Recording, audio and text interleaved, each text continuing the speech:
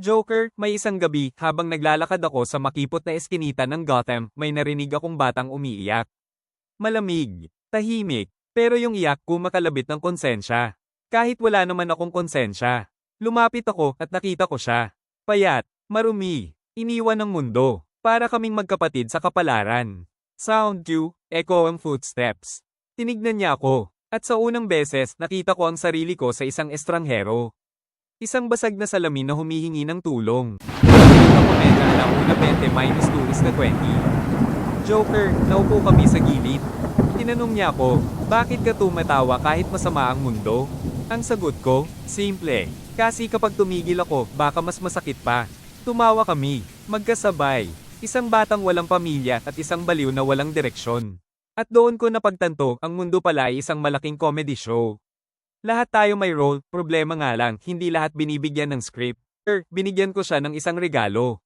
Isang maliit na maskara, kulay puti, walang emosyon. Sinabi ko sa kanya, kapag suot mo ito, wala kang dapat ikahiya.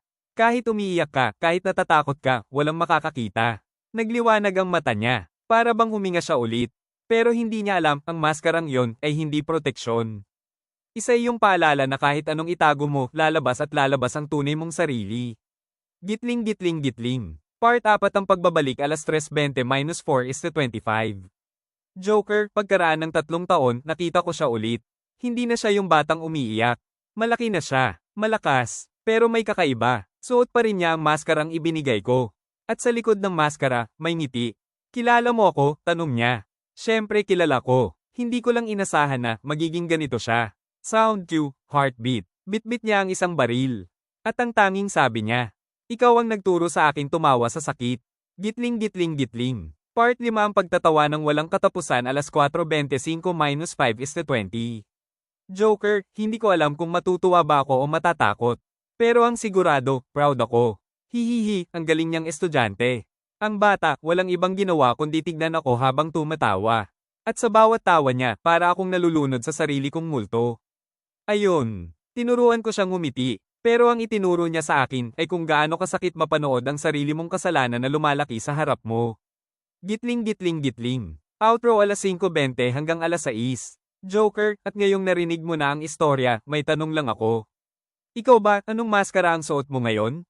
At kaya mo bang tanggalin yan, o baka tulad mo ako, takot ka sa totoong mukha mo?